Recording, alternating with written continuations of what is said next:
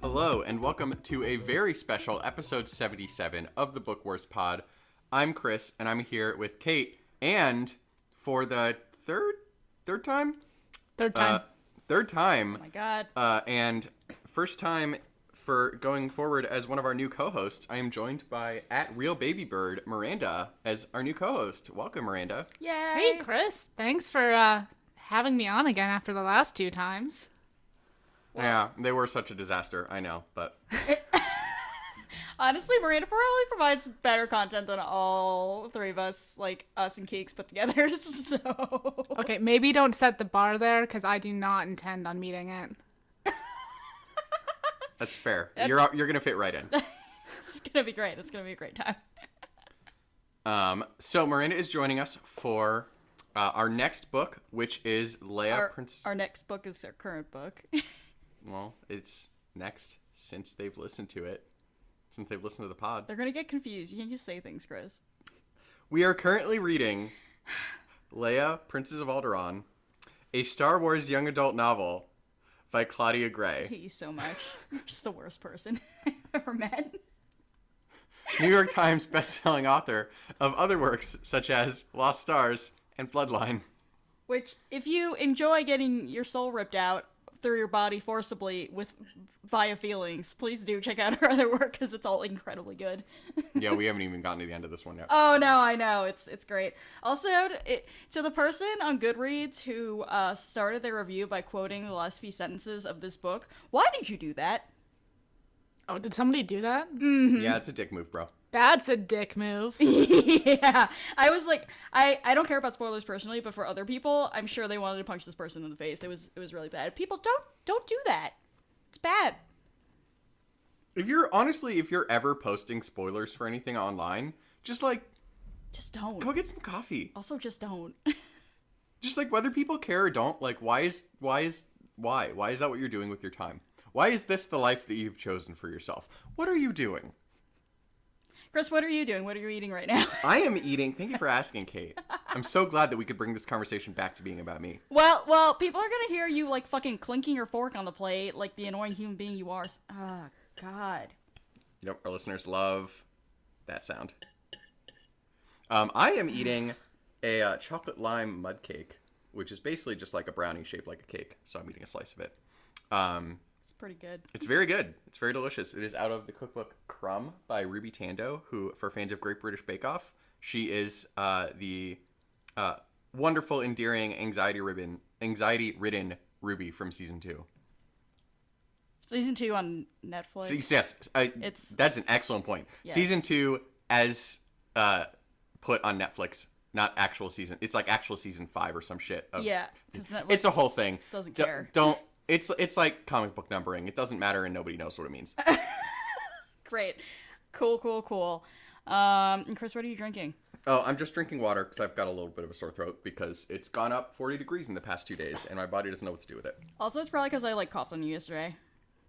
Is it? Yeah. Did you? Great. Thanks for that. Love you. How are you, Miranda? Fantastic. Kate, what are you drinking? I have two beverages, one of which is I started making kombucha again, which is great. I almost didn't start making kombucha again because I almost threw my SCOBY in the garbage by accident, so that was bad. But I didn't, so now we're here. By the way, for any listeners who don't know how kombucha is made and haven't necessarily seen the process of homebrewing kombucha, don't. It's pretty gross. Don't look it up. It's gross. Don't ruin any illusion for yourself of what kombucha is and or looks like when being grown. Listen, it's disgusting. Grown. Listen, it's like anything that is like theoretically good for you. It is truly just gross. Is it just like yeasty? Yeah. It's got fucking Jabba the Hutt living on top of a pot of tea. Yeah. Yeah. Tell me I'm wrong. It's true. Well, it's more like Rada the Hutt right now because I threw out the big one. Stinky. You know, it kind of doesn't smell a lot, but it has a smell. We're gonna stop talking about this. So I'm drinking that appetizing thing that was just described, and honestly, just give us a nice glass of eggnog, and we'll have grossed out our entire listenership. Just for you, Southern Cynic, friend of the pod, who just might throw the pod out the window. To this point. I am also drinking Penelonco wine. Anyway, it's a Merlot Malbec, and you can get it for like $5 at Trader Joe's. I am Classic move. going bottle to the face on this guy, as I do. It's the best way to do it. It's gonna be great.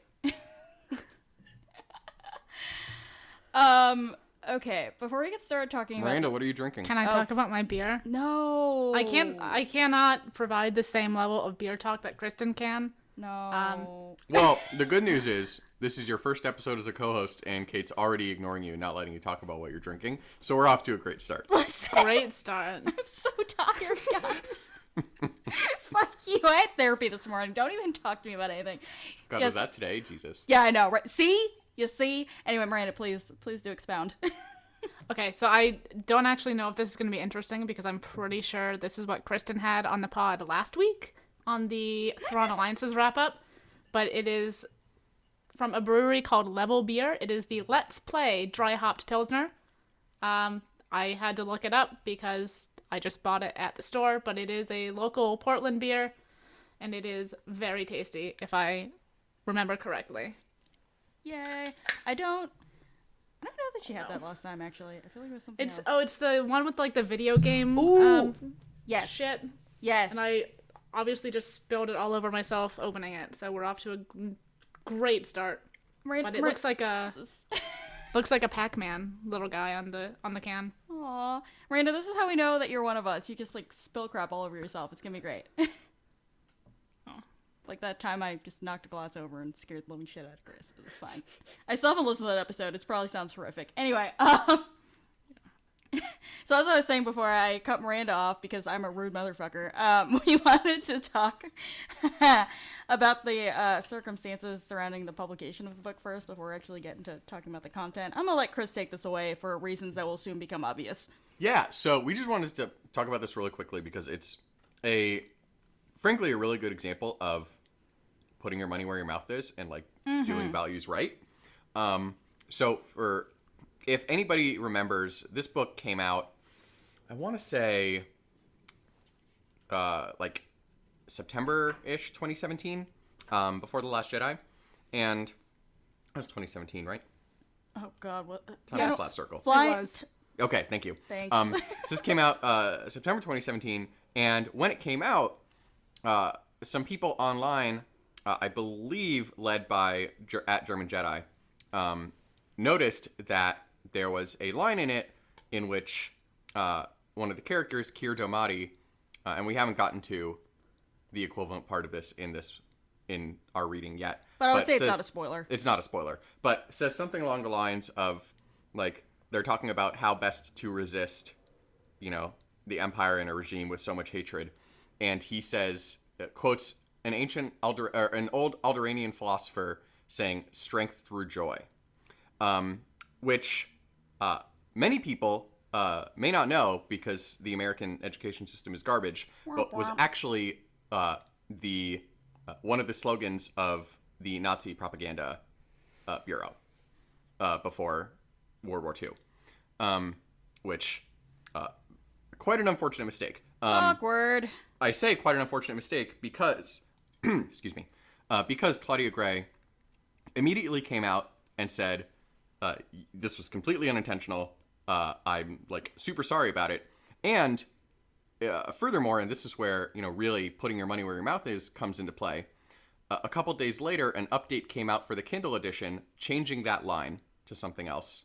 And in the printing of the paperback edition, that line is also changed. So she worked with Disney Hyperion to actually get that line removed from the book so as it wouldn't, be dramatic or offensive or to anybody, or just, philosophically wouldn't have any references to Nazis in it.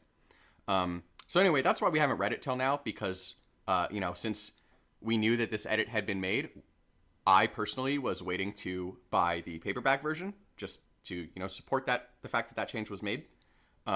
Besides the fact that you're And also not to have not to have bit Nazis in the Jewish. house. You're a wee bit Jewish. Yeah. So that's because I know people have been asking for us to read Princess of Alderaan for a while now, and so that's one reason, the main reason why we haven't so far. But we're very excited to be reading it now that it is out in paperback. And, you know, as listeners who have been listening for a while know, we talk a lot about people in, even creators in Star Wars who don't do things as well as we think they could like, or as well as we would like sometimes. Particularly Marvel. We talked a little bit when we were reading Phasma about some problematic stereotypes in there. And since we are critical, we also want to call out this, you know, really great example of sometimes you're going to fuck up because people are human and we don't have every factoid about the world memorized. And that's fine. What matters is how you handle it. And this was a great way to handle it. And we're thrilled to be reading the book. Absolutely. And the other fact that I just want to point out is that, you know, the Kindle update was pushed out not long after the book itself was published. I think it was within like maybe 2 weeks. And it costs money every time you update a text, even if it's electronic, as you can probably imagine, because the way that ebooks are coded, like somebody has to go in there and like recode everything so that it works on every device, that like everything flows right, that, you know, you're not just like reading a bunch of gibberish. Like it takes a lot of brain work. It's not just automated. So the fact that they were able to do it so quickly and, you know, put that cash up was really, really wonderful. Yeah, it shows intentionality and it shows care and it shows, you know, a great deal of respect for fans who were frustrated by that. So props to everybody involved. Now let's talk about the book. Yay. Boop. All right. Well, Kristen's not here, but we can start with her favorite question ever. All the time is you drop cake. Onto the plate. This is so loud. Speaking of loud, not as loud as Pork Chop right now. Pork Chop is running on his wheel right now. It's totally, everything's cool right now, guys. Hamlet was so nice and quiet while we were recording. May he rest in peace. That's because we were so loud that he was like scared. That's, well, yeah. What else? Our hamster had an anxiety problem. Our dearly departed hamster had a really bad anxiety problem. Anywho, so let's start by talking about when and where we are. And for my part, I would like to point out that I think this is really the first time in the canon that we're seeing Alderaan in any kind of detail aside from, you know, it getting blown up or that last shot, one of the parting shots in Revenge of the Sith where, you know, they're adopting Leia and you see all the pretty mountains and shit. Other than that, though, not a whole lot of detail about Alderaan besides that they make great fucking wine. Great wine. I feel like we had a character, Nash in Lost Stars, mention it briefly, but I don't think it was extensive enough to like be an actual look at Alderaan. Right, yeah. He definitely, I feel like he was like kind of waxing poetic about it and stuff. Oh my god. Sorry, I'm making a noise.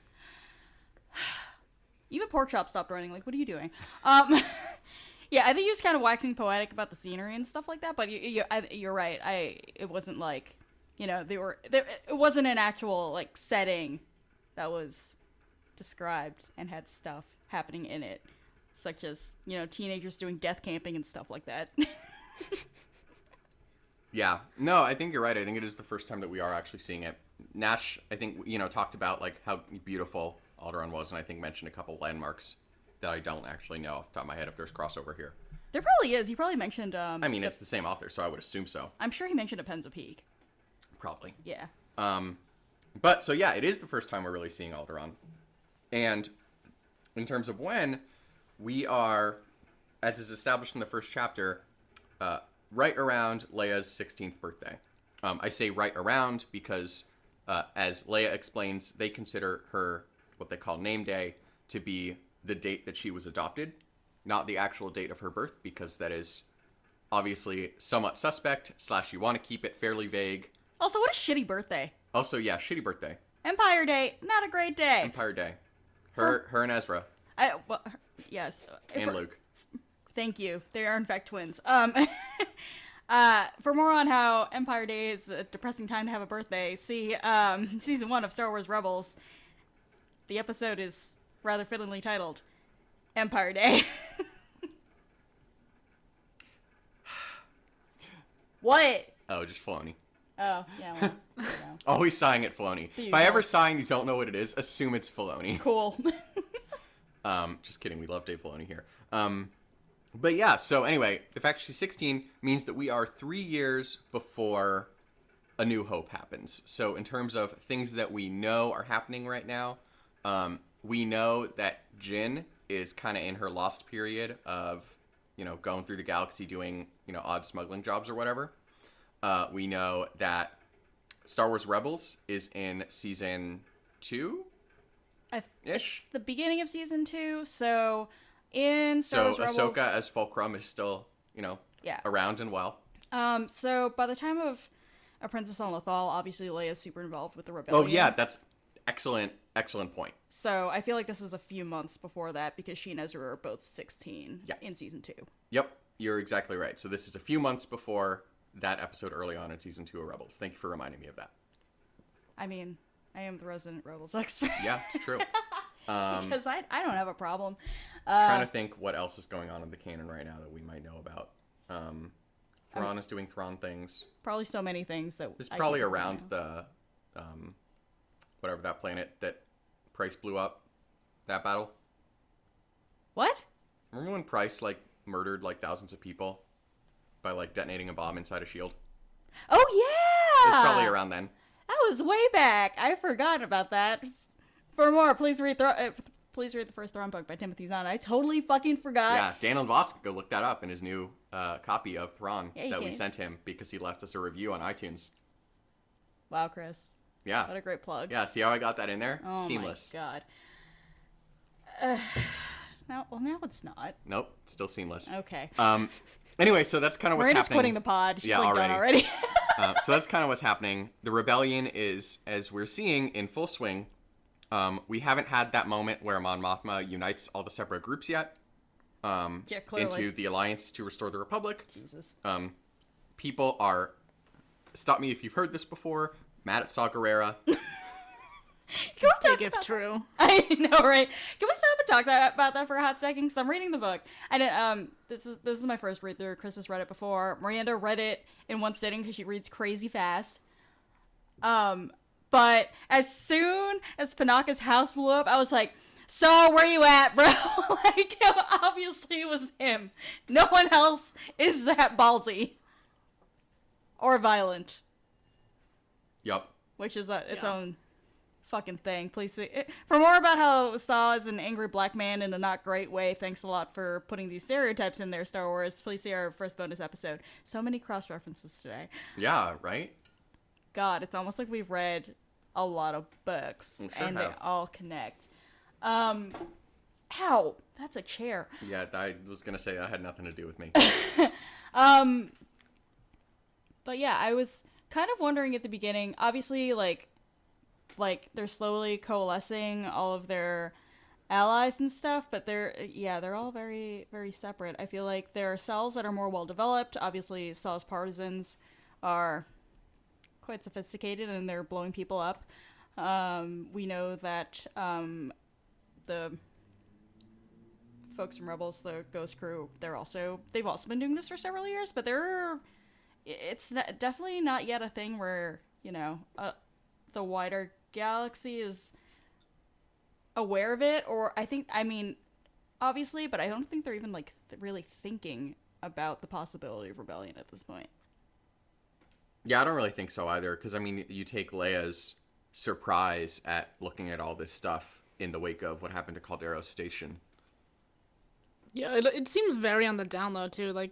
Leia's very close to her parents, and they are just low-key organizing this entire rebellion, at the highest levels, and she has no idea that it's even happening. She's just being, a sulky teenager going, why don't they love me anymore?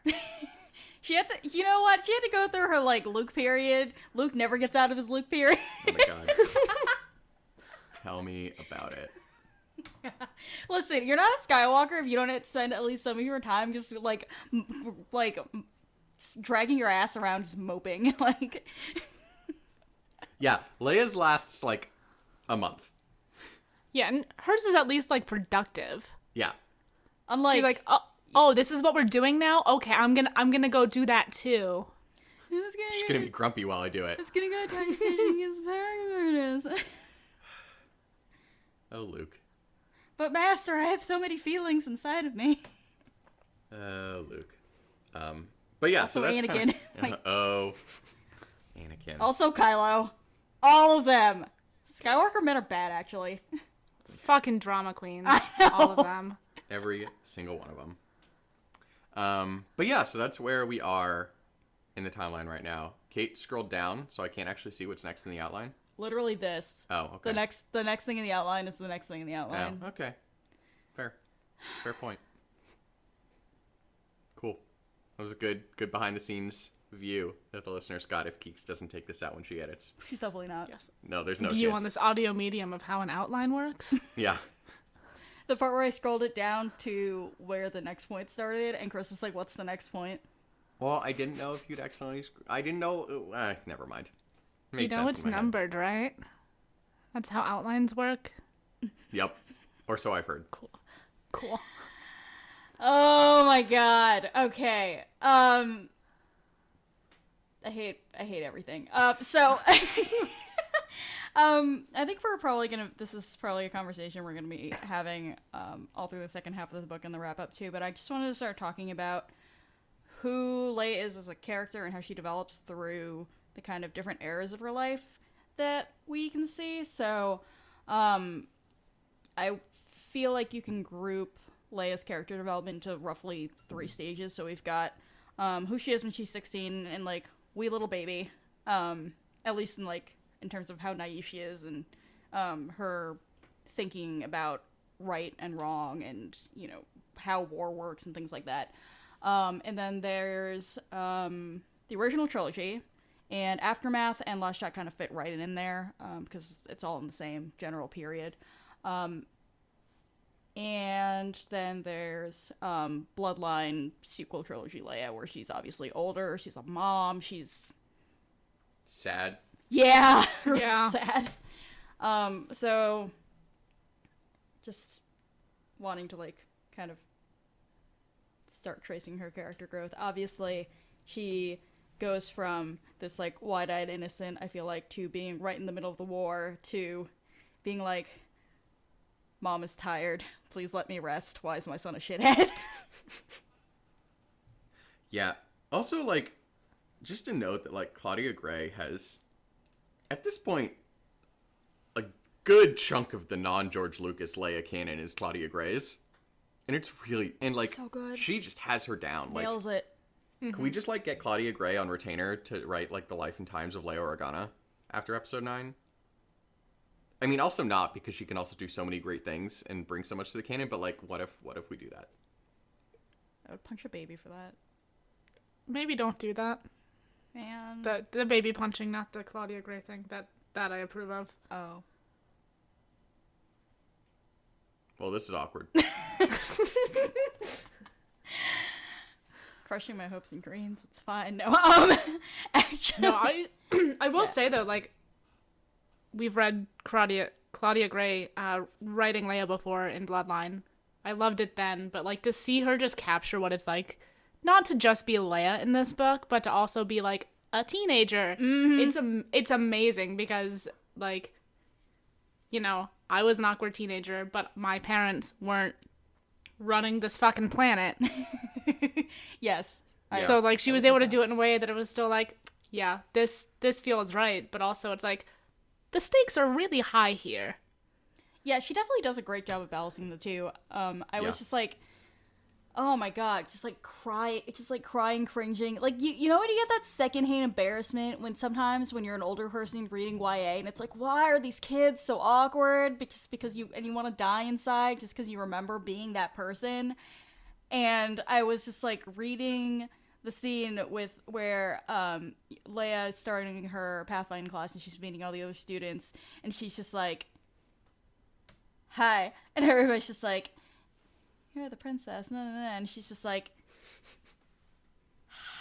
I guess she says she has no friends, which makes sense, and she only spends time with her parents, so she's just how do people work? And I was just I relate to that. Yeah, I loved when she's introducing herself to the apprentice senate. Is that what it is? Apprentice senate? Legislature. Apprentice Legislature, legislature. yeah. And they're like, okay, say who you are and where you're from and one hobby you have. Which, like, God. fucking icebreakers. The You worst. In no galaxy can you escape them. But, and then she's like, hi, I'm Leia. I'm from Alderaan. And I'm a princess? I know. Nope, that's not a hobby. I intern with my dad. Nope, not a hobby. I like storms. I know. And I was like, oh, sweet baby. So cringy. But yeah. It's Like in that scene too, you could sorry, Chris, but you could like Don't feel be sorry for Chris. Eh. You can feel like Kier next to her just also cringing from secondhand embarrassment, like kind of poking her like, please say anything. yeah. He's just like, you're embarrassing us. Like, it's so horrible. So Oh my good. Fucking God. As an aside, have either of you ever done like model UN or like debate team or anything like that? Because I haven't. Surprisingly, no. So I was like in my high school's model UN club. Oh, even but better. The like year or two that I was in it, we didn't actually do anything. We had like one meeting the whole year, threw it on our little college application shit, and that was kind of the end of it. Scamming the system early. I love it. Honestly, kind of sounds about right. I don't know. We all went to GW, so I feel like we just like all know the type of people who I was would going be to super say, into this. doing meaningless things to put them on your resume, I'm not familiar. Oh my God. But I feel like we're all like kind of familiar with the type of person who would want to be in the apprentice legislature, and it's just like that in and of itself is painful for me. But I feel like that's kind of a unique thing that is painful for us, having spent some formative years in the place where we did. Yeah, except I can also, like, being the little shit that I am, like, we've mentioned, I believe, that we went to school in Washington, D.C. I was a political science major in Washington, D.C. As such, I did my share of internships in various government offices, including on Capitol Hill. This has a point, I swear.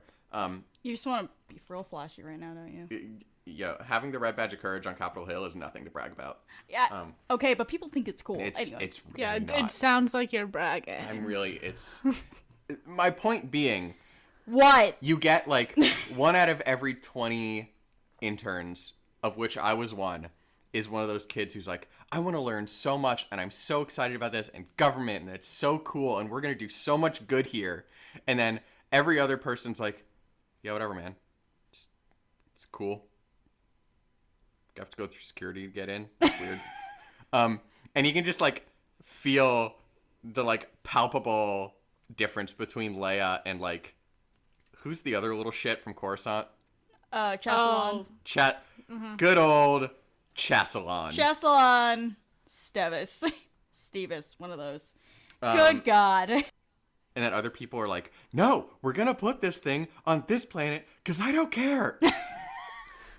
My favorite moment with Chassalon is when he's just like, I don't need to be strong, I'm rich. And then I can't remember who So it was, real. but I think it was Haldo, who was like, well, one day maybe you won't be rich anymore. And he just looked horrified. And I died laughing. It was perfect. Although it was one Not of being the rich people. would be the worst thing to ever happen to anybody. Absolutely. I guess also I just want to state for the record that we were recording this on February 4th on Monday, and Ralph Northam is still the governor of Oh my Virginia, so we're God. feeling Oh, really good fuck. about politics right now. And that's all I'm gonna say about that. Moving right along. Terry McAuliffe, most honest governor we've had out of the past 3. Which is amazing. That's a weird thing. Jesus. It's incredible. Sigh. Anyway, speaking of being privileged and, you know, trying to not be a butthole about it, one of the interesting things for me definitely in this book and at this stage of Leia's life is that, you know, she's super precocious, which makes sense because of who her parents are and who she hangs out with, which are her parents, and how much they involve her in things because, like, they are trying to, like, ease her into being a grown-up.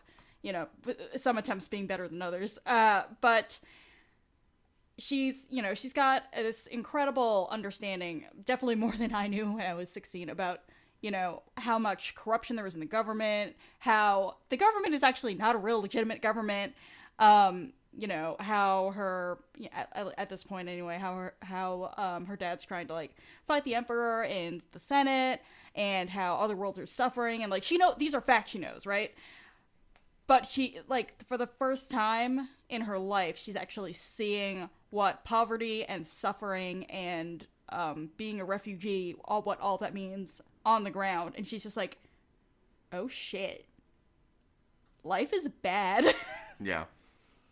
Yeah. Like, it's all been very theoretical for her. Mm-hmm.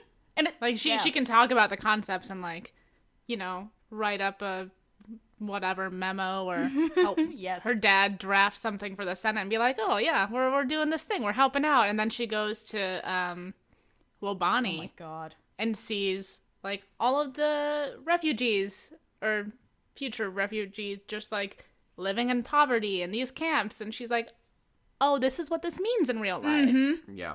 Definitely. And it's just, like, a great example of, like, what I wish all white women would do, which is just, like, actually sit down and think about what things mean.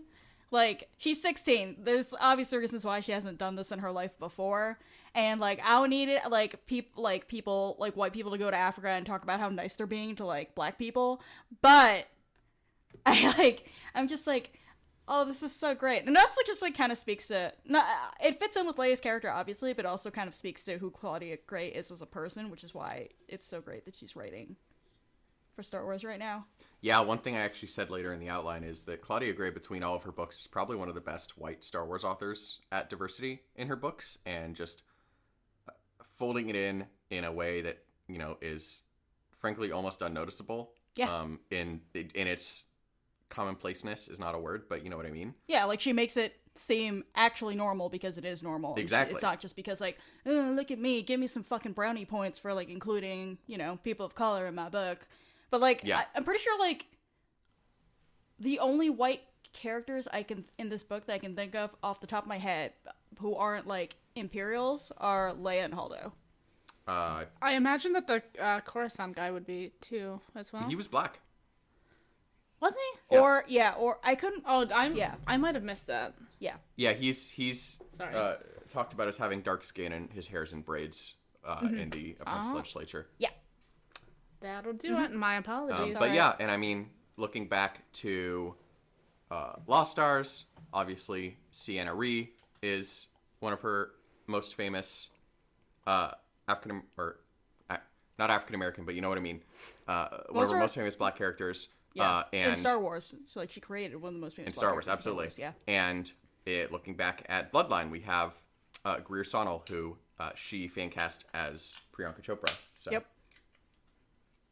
Yeah, no, definitely. I had to look up who. So Claudia Gray does this thing when she's writing where, you know, to make sure that she gets the diversity right and make sure that she's not just, like, writing stereotypes of like how people's appearances are. Like, she'll fan cast her own books, which I think is great. Like Chris was just describing. And the person she fan cast for Kier is Rami Malek, and I was just like, oh, yeah. I would have also been super thirsty for this kid when I was lazy. It's funny because I did not know that, but that's exactly how I was picturing him in my head from the description of him. That's good writing. Right? No, she's brilliant. It's great. But yeah, which this is kind of an aside, but, you know, combined with what we talked about in the beginning about why the mini controversy with this book when it came out, this is kind of what it looks like. Like, this is what it looks like to care and to put effort in, and you can care and be really good at shit, and you're gonna fuck up. Right. And what matters is how you handle it. And so that's just always a good thing for myself and any white folks that are listening to always keep in mind as we try to navigate the world of being good allies and accomplices. Definitely. And the one other thing I would add is that obviously own voices is the most important thing in any kind of storytelling. And of course, for those of you who don't know, this is kind of a phrase that's been flying around ever since the We Need Diverse Books campaign started, which obviously encourages publishers to publish stories about different underrepresented groups that are written by authors from the specific groups. Obviously, that is, the most important thing, the goal, like the golden ideal, but there are a lot of white authors and white writers who were just like, well, I want to make my books more diverse because I want my books to look like the real world, but I don't know how to do that without being tokenizing, and I'm just like, pick up a Claudia Gray book and just study it, because she does that perfectly. Yeah. Like, this is what every single white writer should be doing. Yeah, absolutely. She does a great job of it. Yeah. Back to Leia. Yeah. Back to, the book. Hey, we were talking about the book. We were talking about the book. It was I'm kidding. relevant. I'm exaggerating for comedic effect, Kate. Jesus Christ. I only keep him around to open my wine bottles, as Miranda and I were talking about earlier. It sounded like you did not do a good job of that either. You know so, what? I want to hear it. Literally ripped the cork because it was so stuck in the bottle. That seems like a you problem, though. No, it seems like the cork's problem. Oh my. Typical white man blaming other stuff. I'm not touching that with a 10-foot pole. Back to Leia. Again, we're like at the beginning of kind of like where we're at in terms of Leia's timeline of her life, I guess. Besides, where she's like a conscious person, baby Leia doesn't really count because she's Yeah, this is the earliest we've seen her as a character, not an object, for sure. right. Yeah, as somebody with real agency Yeah. in the Yeah, galaxy. thank you for putting that in smart words, unlike whatever the hell I just said. But again, well, like we were saying before, she's at this point where she's kind of more naive, she's more innocent, and it's just kind of like she's heard again. It like things are theoretical for her. Like her father's stories of the Clone Wars, obviously, she knows it happened and those stories are real and it was horrific and stuff. But she hasn't really thought about war means, and then that conversation she has with Brea about how, nothing is going to change without violence, unfortunately. Like, it might be violence for the good, but it's still violence, and that's idea is just completely foreign to her, to Leia, that is. And, it's like, I wrote on the outline it's not called Star Peace because unlike Mon Mothma, Leia realizes at a certain point that you have to, like, start punching people in the face. Well, unlike Mon Mothma, and also unlike her dad. Yeah. This is the point of contention that her parents are at the point where we stopped reading. Yeah. Yeah, which... Yeah. Which, obviously, we all know how this ends, this being Alderaan. But... Womp womp. I mean... It goes boom. Sure does. But, I mean, to be fair, it's not like her dad just sits on the sidelines until he dies, right? Like, we see in Rogue One when... Oh, no, absolutely. He comes around, for sure. Right, but, I don't know, what you were saying was kind of implying that... Oh, no. That's where we're at right now. Right, yeah, exactly. That is where we're at right now. But, I mean, he gets... I don't know if we see it in this book. We probably do, I'm assuming, in the second half of this book. But, like, he gets to a point where, by Rogue One, he's still a leader in the rebellion, and that has begun to actually, like, coalesce into an actual rebellion as opposed to various rebel cells. Mm-hmm. And, like, Jin and the gang, like, they all go off to Scarif, and they know they're gonna die, and it's gonna be, like, it's their first, like, big open strike against the Empire, and he's just like, let's do it, motherfuckers. Yeah, it's him and Mon Mothma in the corner being like, all right, it's war now. Mm-hmm. Yeah. And, like, this is a great what-if question that we should, like, talk about on a bonus sometime, but, like, I really wonder what the New Republic would have looked like if Bail had lived. Yeah, it's a good question. Because It's a good question. I don't think they would have disarmed No. like that, militarized. Interesting. I want to think about that. Yeah, well, we can kick it around some other day, but just gonna put that seed in your brain hole. I do think, and we're reading, spoiler alert, we're reading Empire's End next. Sorry, Danny, it's coming. I know Danny tweeted us like, why isn't it Empire's End yet? And we had to bump the schedule down a little bit. And we do get a lot more of Mon Mothma and kind of girl. frankly, the challenges that come from being the only strong figure in a new government. Obviously, Leia's strong, but like, it's Mon Mothma and then it's everyone else. Yeah. And we've seen in Bloodline how well that worked out. That's exactly my point. Like, just the nature of having someone else with that gravitas in the room. Like, again, Leia's an incredibly important figure. Akbar's an incredibly important figure. But governmentally, it's Mon Mothma. Mm-hmm. Like, Akbar is military. Leia is very much kind of like voice of the people style.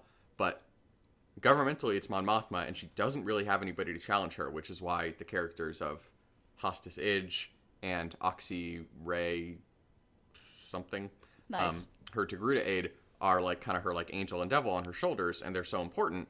But at the end of the day, she's the only one with actual decision-making power, and so it would be interesting to see what just having other voices like Bail and Brea in the room would have meant.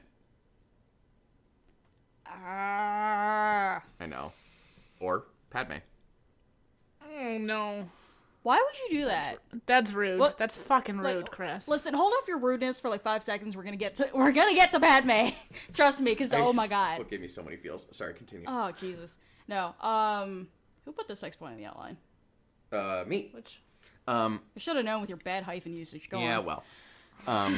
The other thing I love about Leia's development that we see in this is, like, as you said, she's baby Leia, but like what Claudia Gray does so well is that she still has that gravitas of Leia. She still has that, like you can see realistically in 3 years her being somebody's got to save our skins Leia. Oh fuck yeah! And like she's Yeah. making the decision. She does not hesitate. She trusts herself, and she once she decides what she needs to do, she does it. absolutely. I mean, like her just like screaming at the like Chal Hutton people, Mm-hmm. like they're like chieftain or whatever, just being like, you can take this medicine or you can shove it up your butthole. Like Yeah, basically. you know.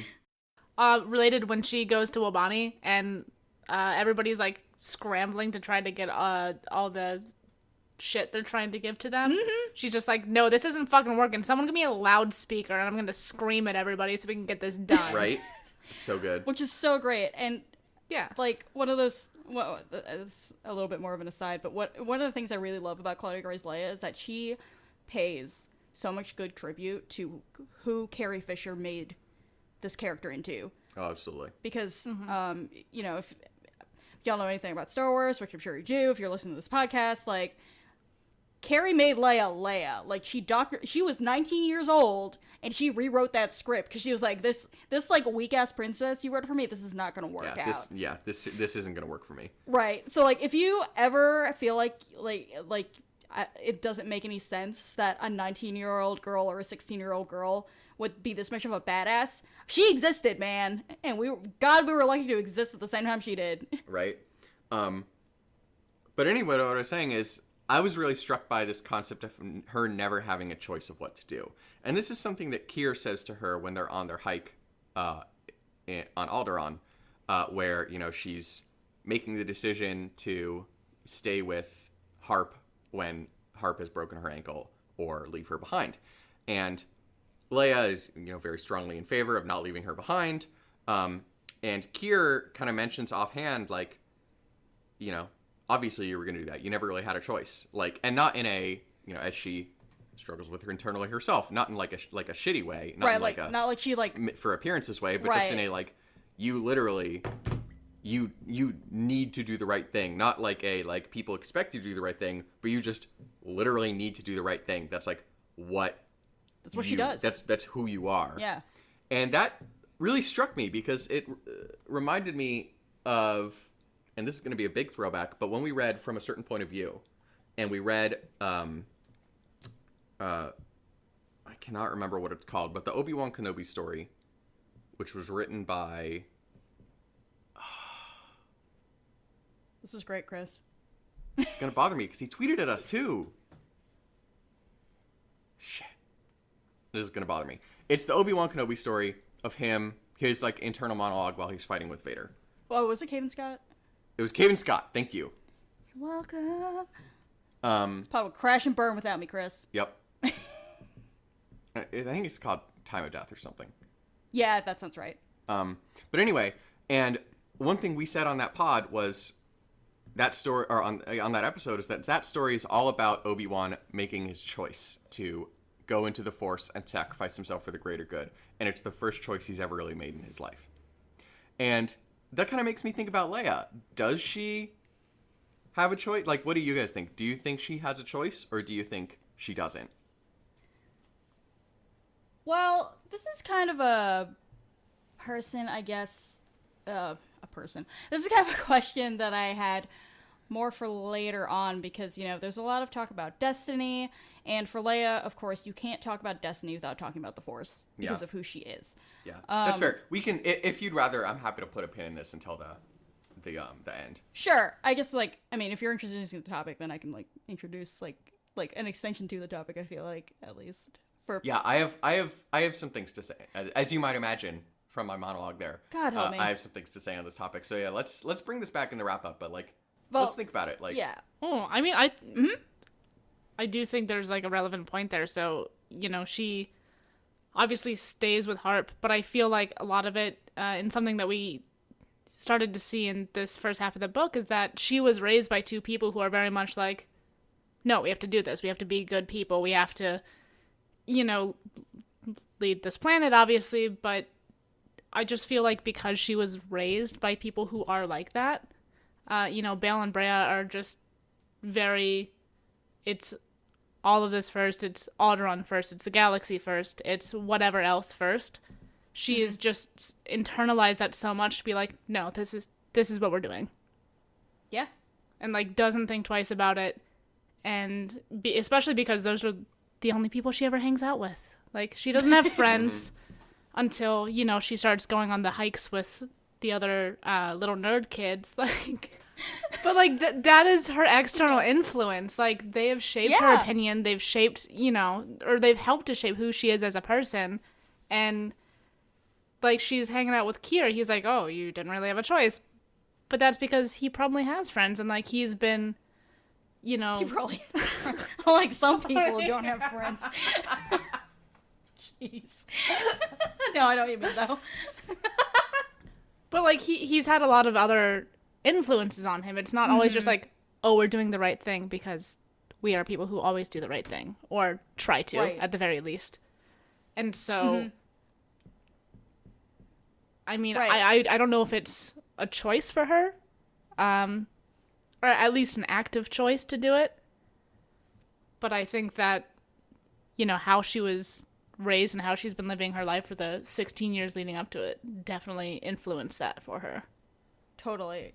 I think there's a point at which, you know, she's thinking back on the lessons her parents have taught her, and like, basically what they've taught her is that the meaning of life is that your life is about service, and it's about serving other people.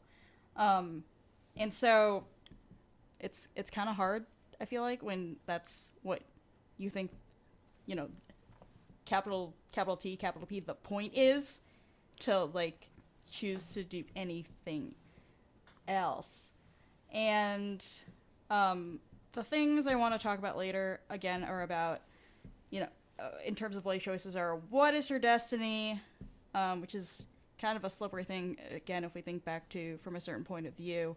And that story there is another where we found out Yoda actually wanted to train Leia to be the person as opposed to Luke, because Luke is a useless twink, in Miranda's words. And then, like, what does destiny mean for her then? Like, what are her choices after, or how do her choices narrow or become bigger after Alderaan gets destroyed? You know, what does the Force have to do, what does the Force have to do with it? And then, like, we get to a point later in her life where she's, you know, been in the Senate of the New Republic for her entire life, and she's so fucking tired, and she, like, wants to go on adventures and, like, relive her youth or whatever the fuck, and it's just like, you know, could she have literally done anything else with her life? You know, we've got the other path she could have gone down in Legends, where she becomes a Jedi, which is service in a different way, but it's still a choice. Right. So, I don't know, like, lots of questions. Would like to discuss more later. I feel like we have more complete picture of this book, but just wanted to throw that out there for y'all to think about, and also for our listeners to think about, because I'm sure people are going to have, like, the most good questions about this book for us to talk about on the wrap-up. Yeah, I have thoughts on this, and I actually disagree with you two a little bit. I Great. see her, I know, right? I'm so thrilled. I see her as very different from Obi-Wan, and I see her as having a lot more agency in her life, which to me makes her almost more impressive. But we'll talk. We'll talk. Okay. I mean, to be fair, Jedi, by nature of being Jedi, don't have a lot of agency, so... That's very much part of my thought process. When you get baby napped and thrown into yeah, well, the arms of Grandpa Yoda, like... Yeah. No, I mean, exactly. Like, just to go into it quickly, like, our thing with Obi-Wan is that, like, you know, sure, he's a human being with hopes and dreams. He's a person, and his name is Obi-Wan. Fuck you. But he doesn't, like... When we say Obi-Wan didn't have a choice, a lot of the time, most of the time, we mean that he physically didn't have a choice. Like, there was no other reasonable option for him in a lot of things. Becoming a Jedi, there wasn't really another reasonable option. Training Anakin, not really another reasonable option. Fighting the Clone Wars, not really another reasonable option. Hiding, etc. Like, these weren't really choices that he made. These were circumstances that happened to him, and he made the best of them. I see Leia much more as, like, and we're going to see it as we continue through this book. Circumstances happen to her. There is no question. But she, to me, takes life by the horns in a way that Obi-Wan doesn't, and kind of shapes her own destiny, to use a cliche. And yes, she, you know, we don't see it as her making the choice to be good, or the choice to be better, to quote Luke Skywalker in Star Wars Battlefront 2. But, like, she was raised to understand that her life was service. But she is a human being. She knows that at any point, like, she could have chosen to not get involved with the rebellion when she found out about all this. She could have chosen, after the rebellion, to not go into politics. She could have chosen to retire from the Senate, as she tried to do in Bloodline. But then she, you know, could have chosen not to reform the Resistance, or reform the Resistance. Let Mom take a nap. Yeah, like, well, exactly. Like, it's exactly, and we'll talk about this more, but she won't let herself take a nap because she knows that what she's doing is too important. Won't let herself take a nap, never heard of it. Yeah. It's very unfamiliar to everyone on this pod. But, like, to me, shit is blowing up around her, and the only person that she can control is herself. And that's what she does with her life. Whereas Obi-Wan can't control himself. And that's kind of the tragedy of Obi-Wan.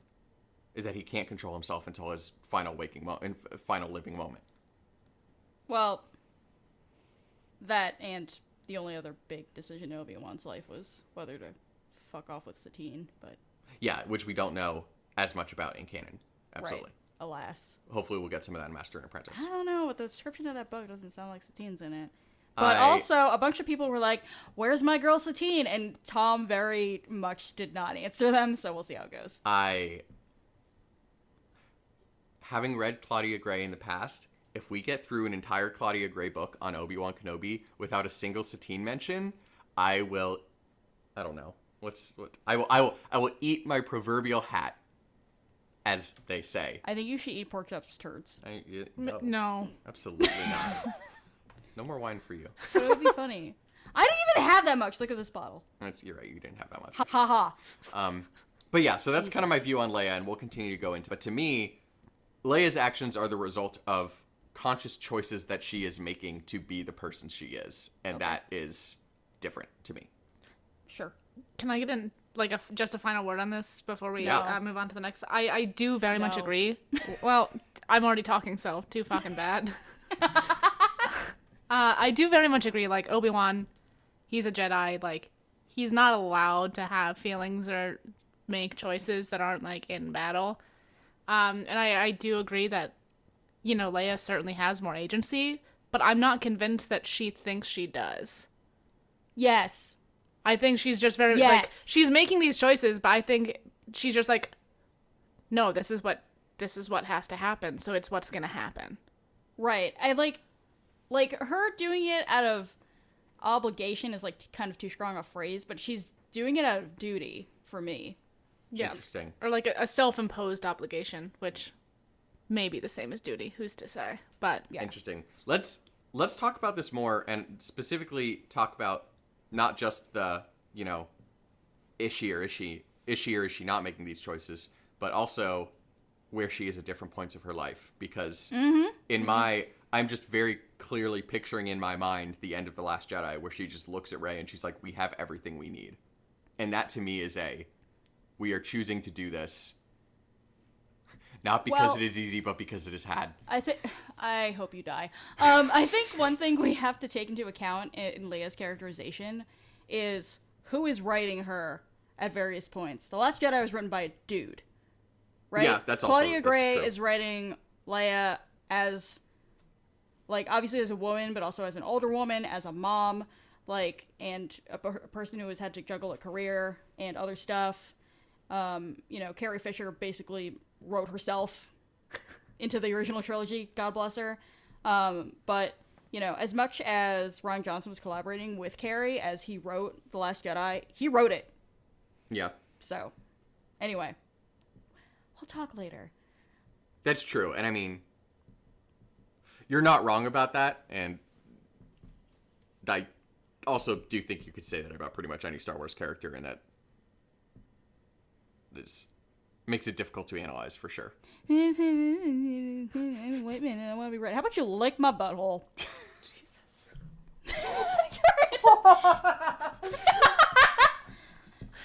Oh boy. So, I also think that one of the things that goes into it, just in like, how she feels about her choices or whatever, is the fact that in Princess of Alderaan, she's literally 16 years old.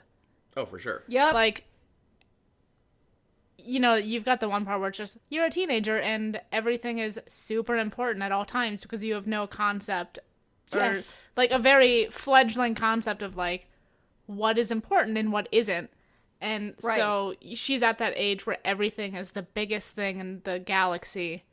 And so, I think you see that, like, with her kind of view of the Empire as opposed to her view of it later, and maybe sometimes how it hasn't really changed. Like in the apprentice legislature or whatever, they have them pick the location of like the next whatever it was that they did. It's like an Imperial Academy or something. Yes.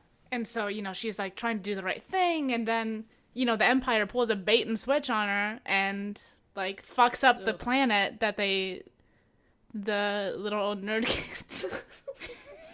Miranda. You can't say it with a straight face. You're just like, little nerdlings. But so they're like, the kids in the legislature, they pick something and they're like, yes, this is good. And the Empire's like, no, we're going to ruin all these people's lives. And they're like, oh shit, this is not what we intended. And Leia obviously is somebody of like, she's very principled. She was raised by people who was principled. She wants to do the right thing, and she really believed in, like, picking a good planet, and she's like, well, what the fuck just happened here? Mm-hmm. Like, it affects her way more than it does everybody else, and it's just, like, kind of over the course of her life, you see the progression, like, when she's older, she's like, oh, of course they're gonna fucking do this bullshit, like, just waiting for whatever. The only thing in the original trilogy that it brought to mind was when they blew up Alderaan. Yeah. And I'm just like, how did you not know this was going to happen when you told them that the base was on Dantooine? They're like, oh, no, we won't blow up Alderaan now. Thank you for your cooperation. And they're like, no, we're doing it. She goes, wait, what the fuck? Right, that's kind of the only indication you get in A New Hope that she's actually 19, Yeah, it's like, she should... I think, like, as adults, we can look at it and be like, well, why didn't you learn your lesson? But she's a teenager. Mm-hmm. Yeah. She's a child. Yep. It's like, especially, like, in A New Hope, she just kind of has, or by this stage in her life, she has, like, all this responsibility. She's big in the rebellion. But she is still 19. Yeah. Like, I don't want to do that now. I'm 26. Right? Like, I could not handle that, and she's just out there doing the damn thing. Star Wars, children dealing with bad shit. Never heard of it. Still so mad that we're never gonna get the Carrie-centric episode 9 that we were supposed to get. Ugh, tell me about it. Still mad. Forever mad. Yes. All right. Yes. Chris, do you want to talk about your Panaka feels? Oh, I can just talk about it quickly. First of all, okay, before you go into that, I just want to, like, as a sidebar, say that, there was this thing I read by somebody who's just like, I don't know why she had to go to Naboo. This is completely extraneous to the story. They should have, like, cut this out. And I was just like, can you go die in a ditch? Excuse you. Books are extraneous to the story. I know. Anyway. I'm sorry. That's, of all the arguments in the world, that's just the most inane one. They're like, this book is so long, why? There's so much unnecessary crap that happens. I was like, okay, like, that's an opinion you can have about Claudia Gray's books, but sure, go off, I guess. Books are unnecessary. That's why they're books. Jesus. Wow. Damn. Good God. That's rude. Chris hates books, more to living. Oh my God. Good thing he runs a pod about books. Yep. Anyway, the Panaka chapter gives me so many feels because. So, for those who aren't as good with names, looking at you, Kristen. She's gonna be editing this and just die. Moff Panaka is Padme's chief of security in episode 1. Happy 20-year anniversary to that movie. Yeah. Woo. Coming up in May. We're so fucking old. Yeah. But yeah. So, just seeing him again is a fun tie-in. But It's fun the right just word. like, yeah, his reaction to seeing Padme is just so In Leia. Freudian slip there. Reaction to seeing Leia and seeing Padme in her, where he's just like, "Oh, it's so nice to meet." What are those? And he's just wearing her mom's dress, right? Like, Yeah. it's just like, must be crazy times for yeah, him. like he probably thought he was having a stroke. Yeah, like, literally. And and also when you look at who he was and like kind of as he's described as kind of this like honorable person, but who is like supremely loyal to Palpatine, but who obviously has to know at this point that he's not, like, he knows he's the bad guys. Like it's like that sketch, I think it's Mitchell and Webb sketch with like the that Nazis again, yeah. being like, are we the bad guys? Right. Like, because Panaka knows he's the bad guy. Right, like, because when they go to him and they're like, hey, these miners are dealing with this bad shit, he's like, oh, yeah. He's not surprised. He just didn't want to deal with it, because if he dealt with that, then, like, where does it stop, right? Like, Yeah, he has exactly. to deal with everything. It's a survival tactic. Mm-hmm. But to see that and to just get that memory of who you were and who you wanted to be and how much you believed in the Republic, and to see that purity in Leia, and then to like hear her story and understand that this is your charge's daughter, who you didn't know existed. That's a lot of feelings to take in one afternoon. Right, and it wasn't a secret that by the time Padme died, that she was pregnant, because they made her. I don't know that it was like super duper known, but like, But also, people like, who knew her knew. she was carrying she was a house. Yeah, people who knew her absolutely knew. You're right. So like Panaka knew and that she was had to pregnant, have. and presumably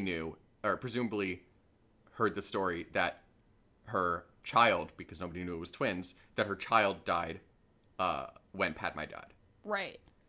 I know we don't have a lot to go on in the book, like, because we see Panaka for about 5 seconds before he gets real dead.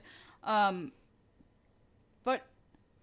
what do y'all think made him decide to just be like, yeah, sure, I'll join the Empire. This is fine. Like, is it survival? Was it, like, some other crap? I think it's loyalty to Palpatine. Yeah, I think it's duty. You know, he was a chief of security on I guess Naboo so. for the Yeah. Queen, and Palpatine was a senator from Naboo. Fair enough. Yeah, 'cause, like, I mean, at the end of the day, like, God. he is, he was a military guy, but he wasn't a leader. Like, he was a right-hand man. He was a follower. Mm-hmm. And he was a very devoted one, as we saw how devoted he was to Padme. And he clearly, from the few scenes that he has with Palpatine in episode 1, like, he has this very strong feeling toward his home planet. And that'll get you. Do we know what he's doing? What Panaka is doing in episodes 2 and 3? We don't. I want to say this is from the Attack of the Clones novelization back in the day that Captain Typho, who is her chief of security in episode 2, is Panaka's nephew. And at that point, Panaka is like back doing security stuff on Naboo. Yeah, was he not in that scene in Attack of the Clones where they're meeting with the new queen? Oh, good question. About whatever the I don't fuck. know, actually. He might be. Like, I think he's still doing security things. Yeah, he may be in the background in that. I don't know. Yeah. I should That's a Google great it. question. Yeah, if My- anybody noticed this, please tweet at us. Yeah, my assumption would just be that, like, he's still working for the, ruling folks on Yeah. Naboo. Right, which would make sense as to how he kind of just like, tripped and fell into. Oh, I guess I'm an Imperial now. Yeah. Like, I especially- think it's just, if you're in the if you're in the military and there's a government takeover, like, do you commit treason or do you like stick with your like what does honor dictate to you? You know what I mean? Right, and that's what a hard question. Yeah. What were you saying, Miranda? Especially, like, just in the beginning of the Empire. Like, they didn't know Palpatine was evil. True. Like, nobody Right. knew he was a fucking Sith Lord, so he's just like, oh yeah, Senator Palpatine's in charge now. He was the Chancellor. He's gonna be Emperor now. I'll play along with him. I know him. We're from Right. the same planet. Yeah. Like, Like, we I trust have- him, I'm sure. We Yeah. have a rapport. I'll, like, go along with this. And then Totally. I'd also assume that, once he becomes a Moff, he's like, oh, I'll keep doing this. Yeah, at that point you're in too deep. Exactly. And then, like, I mean, it feels like what he was trying to do was kind of in this weird holding pattern where he was, like, not super doing anything, but also he was the buffer between things being actually super bad for Naboo. Possibly. I want to know more about Naboo because obviously Naboo Yeah. was a target of Operation Cinder post Yikers. post Endor, as we saw in Battlefront 2 and as we saw in the Shattered Empire comic. Yeah. So obviously Palpatine was ready to waste his home planet, but it does seem like they were relatively, protected, being Palpatine's home planet, potentially Moff Panaka's influence as well.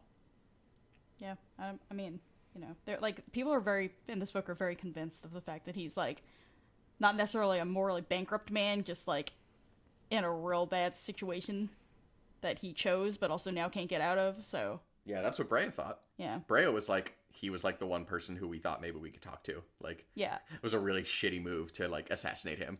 And I mean, Brea and Bale are politicians. I feel like by nature they have to be able to get like decent reads on people. So Yeah. I have no reason to doubt what they're Yeah. saying and Yeah. stuff.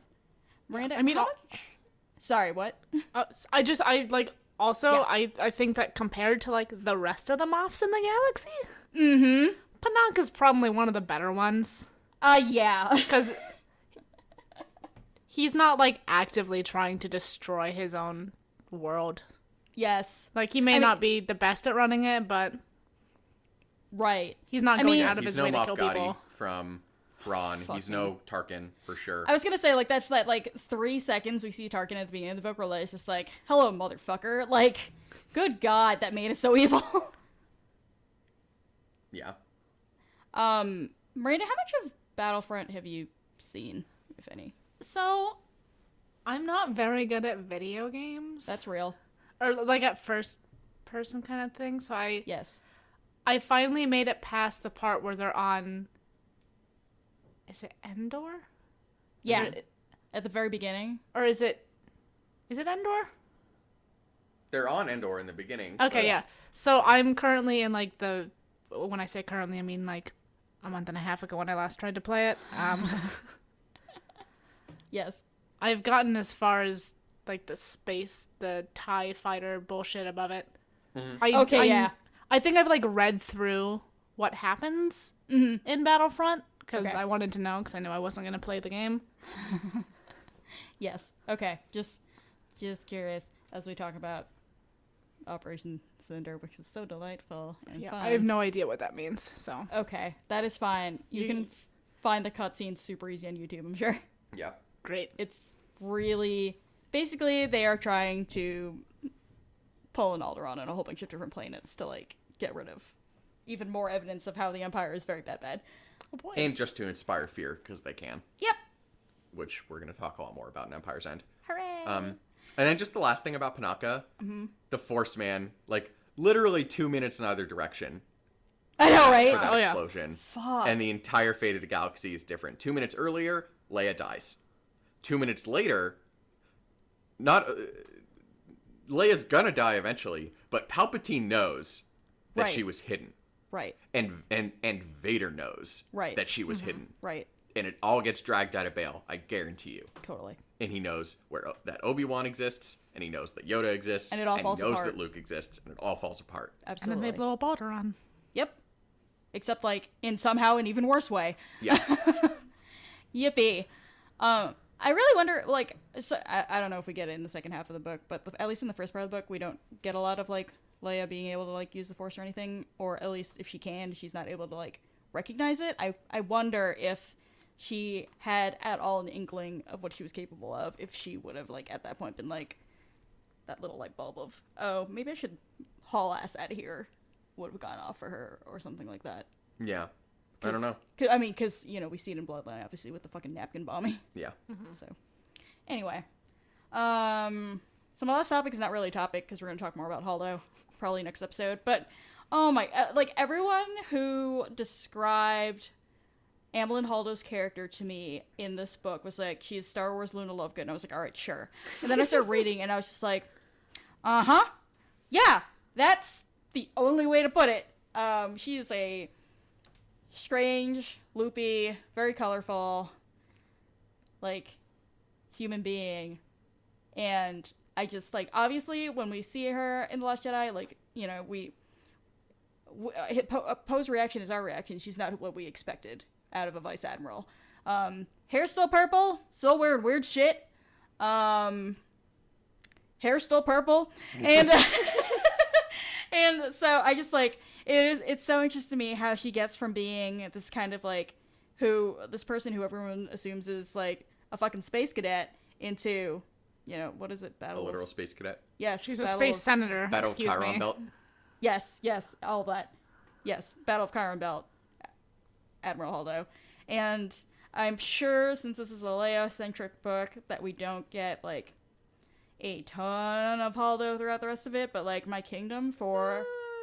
Okay, but still, I stand by this, though. My kingdom for a Leia and Holdo in their 20s, early New Republic book. Yeah, that absolutely. I want that. I mean, we need the Battle of Chiron Belt. It's gonna happen God, at some point. Please, for the love, I would kill someone for Like, that. presumably it's I in the would- Rebellion, not during the Resistance era, because there weren't many open battles, but, Right. like... No, I love Holdo as a character. I know not everybody does. I fucking love her as a They character. also can lick my butthole. I love her character, and I actually can absolutely see, like, the direct line between young Holdo that we see here and Last Jedi Holdo. Which I was saying, like, I'm sure I'll get there. No, I just exactly. haven't read the rest Yeah. of the book like you do. But I want it to be spelled out for me because it is different. Like, it's very much like you go from carefree Holdo to you've seen some shit. Yeah, she's battle hardened, to say the least. Yeah. And also, it just gives me, like, Laura Dern's performance as Holdo is fairly understated. Laura Dern's an actress actually It fairly was so understated. good. But Yes. she just, that's a role that's going to continue to, like, age like a fine wine for me. I have no doubt. Yeah, definitely. Yeah, I loved Holdo in The Last Jedi. I absolutely loved how she was portrayed, certainly in the first half of this book, is just like the weird fucking kid in the corner looking at all the pretty colors. And Yes. I am very much looking forward to discussing her more in the next episode and in the wrap up, because I have so many feelings about her. Yeah. Oh, you're going to have more. I mean, Miranda's read the whole book. I read the Oh, book. yes. Oh, I'm sorry. Yes, you have. Because Kate's going to have more. she binged it. Oh yeah. Miranda reads Miranda. super fast. Miranda, you taught me how. Oh no, is that what It's happened? like, I'm not ready. No, you're not. We'll You're go fucking into not. it later. Oh god. You're fucking not. All right, I'll anyway, die. let's Guess I'll die. let's end it there before we start crying. Guess I'll die. Thank you for listening. I just want y'all to note that my note for Panaka is, guess I'll, in parentheses, literally die. Thank you for listening to episode 77 of the Book Wars pod. Next week, we're going to be continuing Leia, Prince of Alderaan, reading the second half of the book, chapter 15 through to the end. In the meantime, hit us up on Twitter, Facebook, Instagram, and Tumblr at BookWarsPod, bookwarspod@gmail.com if you want to email us, and rate, review, and subscribe to us and the Tashi Station Radio Mega Feed. Jesus, I didn't even have alcohol. When you review, leave not just a rating, but an actual review, you are automatically entered to win free shit, just like Dan Voss did last week when he won a free copy of Thrawn by Timothy Zahn. Yay. So be sure to leave us a review on iTunes, and if you have the means, we would love it if you would donate to the Tasha Station Radio Patreon, or give us coffee at ko-fi.com/bookwarspod. Chop. It really helps us cover our hosting and production costs. This is like noise pod this week. Sorry, guys. Right? It helps us cover our production costs and put together some Star Wars Celebration swag. We are coming up on Celebration pretty quick. We want to be able to provide that to people who are there and, send it out to fans who aren't able to make it. We just need $40, y'all. Yeah, we don't need that much. We're pretty close. And when you hear this, earlier this week I posted a couple pork chop pictures on the Instagram. If you like that, there's plenty more where that came from. He's running on his wheel right now. So give us coffee and you'll get more pork chop pictures. Our theme song is Whiz Bang by Poddington Bear. Our logo and artwork are by Joe Butera Design. For Kate and Miranda, I almost said Kate and Kristen. For Kate and Miranda, I'm Chris. Thank you for listening to this episode of the Book Wars Pod, and we'll talk to you next week. Chris, the white queer ladies on the show are not interchangeable. We are both brunette, so I get it. Oh my god. Sorry, is your name Jin? Fuck. That's it. I'm putting a fuck. I don't think blondes are accurately fairly represented among our podcast. God, I killed the joke because I can't talk.